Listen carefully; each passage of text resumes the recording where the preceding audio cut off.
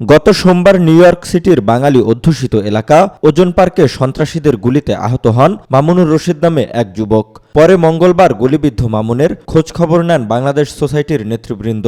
এ সময় মামুন নিজেও ঘটনার কথা জানান। গত রোববারে আমার সাথে যে ঘটনাটা ঘটেছে রাত 10:22 এই ঘটনার জন্য আমি কখনো প্রস্তুত ছিলাম না। আর এই অনাকাঙ্ক্ষিত ঘটনা কারোর সাথে না হোক আমি চাই। আপনারা সবাই সাবধানে থাকবেন, যে যেখানে কাজ করেন থাকেন। আসলে এই ঘটনার জন্য কেউ কখনো প্রস্তুত থাকে না। আপনারা জানেন ওই দিন রাতে দুর্বৃত্ত আমার ডান হাতে গুলি করে, ডান হাত থেকে গুলি আমার সেট করে এখানে পিঠে লাগে, পিঠে থেকে বের হয়ে যায়। তো আমি আশা করব যে এই ঘটনাগুলা যাতে কারোর সাথে না ঘটে, এবং কি সবাই সতর্ক থাকবেন। আমার জন্য দোয়া করবেন, আমার শারীরিক সুস্থতার জন্য আমি আপনাদের কাছে দোয়া চাই। বাংলাদেশ সোসাইটির কাছ থেকে বলবো যে আপনারা এগুলা নিয়ে সচেতন থাকেন, মানুষকে সচেতন করেন, এবং কি এটার সুস্থ একটা বিচার দাবি করতেছি। স্থানীয় সময় রাত 11টায় বাংলাদেশি বাসার সামনে বের হলে সন্ত্রাসী মামুনকে গুলি করে পালিয়ে যায়। আহত অবস্থায় তাকে জ্যামাইকা হসপিটালে ভর্তি করে। নিউ ইয়র্কের ওজন পার্কে গুলিবিদ্ধ হওয়া মামুনের খোঁজখবর নেন বাংলাদেশ সোসাইটির নেতৃবৃন্দ। নিউ ইয়র্ক সিটির বাঙালি অধ্যুষিত এলাকায় গত সোমবার বাংলাদেশি মামুন বাসার সামনে ফোনে কথা বলার সময় কৃষ্ণাঙ্গ বা কালো মুখোশধারী যুবক মামুনের কাছে টাকা ও ফোন চাইলে মামুন তখন ভয়ে চিৎকার দিলে আততায়ী গুলি করে। তাতে একটি গুলি হাতের বাহু দিয়ে বেরিয়ে যায় এবং ডান পাজরে একটু লাগে। হসপিটাল থেকে বাসায় আনা হলে বাংলাদেশ সোসাইটির নেতৃবৃন্দ মামুনকে দেখতে যান। গত রবিবার আসলে একটা অনাকাঙ্ক্ষিত ঘটনা ঘটেছে আমার বন্ধু, আমার রুমমেট মামুনের সাথে। সো আমরা এটার একটা সুষ্ঠু তদন্ত দাবি করতেছি।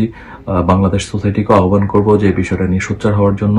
এখানকার আইন প্রয়োগকারী যেসব সংস্থা আছে সেসবের সাথে অবশ্যই বাংলাদেশ সোসাইটির একটা ভালো সম্পর্ক আছে, তারা এই বিষয়টা দেখভাল করবেন। কালকে বাংলাদেশ সোসাইটির সম্মানিত প্রেসিডেন্ট জনাব সেলিম আহমেদ এখানে এসেছিলেন। সো তিনিও আশ্বস্ত করেছেন যে তারা বিষয়টা দেখবেন। তা আমরা আশা করব যে এটার একটা সুষ্ঠু তদন্ত হবে। সেই সাথে ওজন পার্কে যারা আমরা বাংলাদেশিরা আছি, আমার কাছে মনে হয় যে আমাদের আরো বেশি সোচ্চার হওয়া উচিত, কারণ এই ধরনের অনাকাঙ্ক্ষিত ঘটনা এখানে অনবরত ঘটতেছে কিছুদিন পর পর। তো আমরা যদি এখনই সচেতন না হই যে আজ মামুনের সাথে হয়েছে, কাল যে আপনার সাথে বা আমার সাথে হবে না, তা আমরা আসলে বলতে পারি না। তো আমাদের এই বিষয়ে সবাইকে সচেতন হওয়া জরুরি। এ সময় বাংলাদেশ সোসাইটির সভাপতি আতাউর রহমান সেলিম সবাইকে খুবই সতর্কতার সাথে চলাফেরা করার অনুরোধ করেন। যে কোনো প্রয়োজনে যোগাযোগ করার কথা বলেন। ব্যক্তিগতভাবে সকল ধরনের সহযোগিতা করার আশ্বাস দেন। সেনবাগের বাইকে দুর্বৃত্তকারীরা গুলি করে চলে গেছে। আমরা বাংলাদেশ সোসাইটির পক্ষ থেকে ওনাকে দেখতে এসেছি। আল্লাহ রাব্বুল আলামিনের দোয়া করি যেন ওনাকে আরো সুন্দরভাবে যেন আল্লাহ রাব্বুল আলামিন হায়াত দান করেন।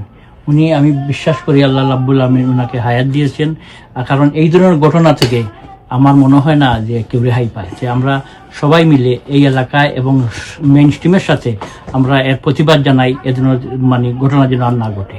আমি ধিক্কার জানাই তাদেরকে যারা এই ধরনের কুকর্ম কাজ করে যাচ্ছে। ইনশাল্লাহ আমরা আপনার শুধু সুস্বাস্থ্য কামনা করছি। ইনশাল্লাহ আল্লাহ রাব্বুল আলামিন আপনাকে সুস্থতা দান করুন।